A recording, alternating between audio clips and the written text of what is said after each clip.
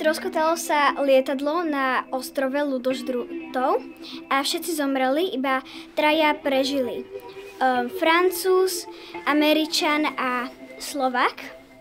A tí ľudožruti ich zajali a dali ich do chatrčí a dali im 2 sklenené guličky a povedali im: ak nám s týmito guličkami ukážete niečo, čo sme ešte nikdy nevideli, tak vás prepustíme a nezjeme. Ale ak urobíte niečo, čo sme už videli, tak vás zjeme.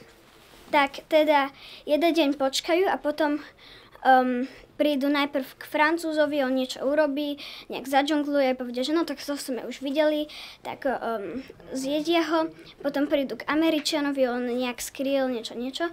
A potom sa vracajú z chatrče od Slováka a taký celý prekvapený a pobúrený sa vracia a hovorí: tak toto som ešte nikdy nevidel. Jednu stratil a druhú rozbil.